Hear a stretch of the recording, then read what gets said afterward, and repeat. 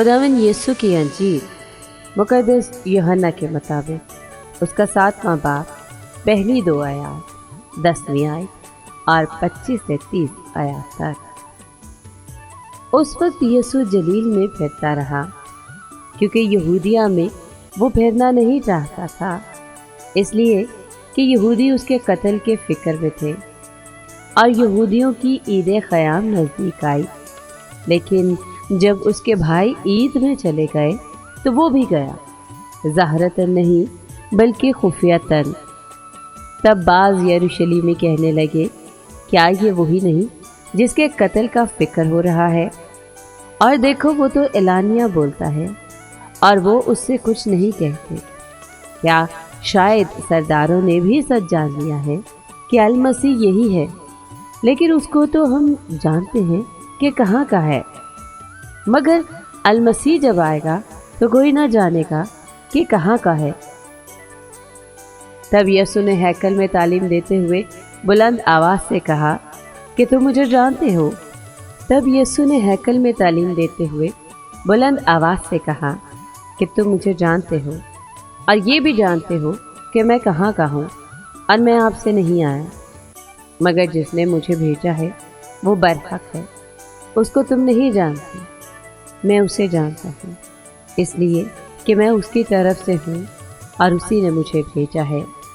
इस पर वो उसे गिरफ्तार करने की कोशिश करने लगे, मगर किसी ने उस पर हाथ न डाला, क्योंकि उसका वक्त रोज़ नहीं आया था।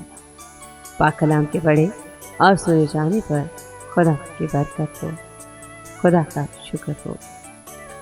अज़ीज़ मोमिनीन, आज की तलावत में हम देखते हैं कि यरूशलेम के लोग हैरान थे कि यीशु कत्ल किए जाने के खतरे के बावजूद लोगों को तालीम दे रहा है। तब उनके दिलों में सवाल उठने लगे, और इनके सवालों को जानते हुए यीशु ने तालीम देते हुए उनके सवालों का जवाब बुलंद आवाज़ से दिया।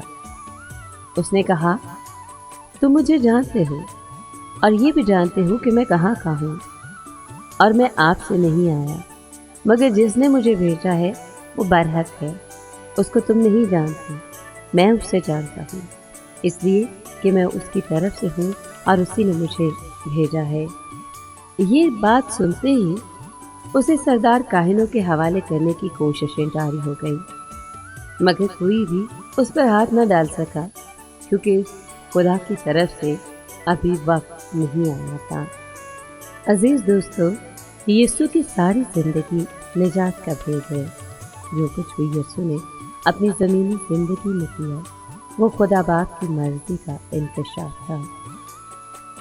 यूहन्ना उसके 5वें बाब में ये लिखा है, क्योंकि मैं अपनी मर्जी को नहीं बल्कि उसकी मर्जी को जिसने मुझे भेजा चाहता हूँ।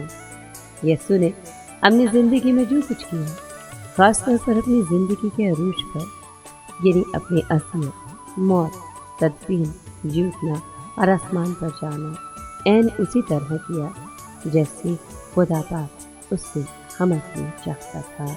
आज की तलावत कलाम पाक और रोज़ों के इस मौसम में आइए इन अल्फाज पर ज़रा गौर करें।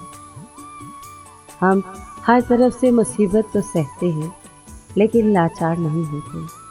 हम घबराते तो हैं, लेकिन नाउम्मीद नहीं होते। सताए तो जाते हैं, लेकिन अकेले नहीं छोड़े जाते। गिराए तो जाते हैं, मगर हलाक नहीं होते। हम यीशु की मौत को अपने बदन में हर वक्त लिए फिरते हैं, ताकि यीशु की ज़िंदगी भी हमारे बदनों में ज़ाहिर हो। आमीन।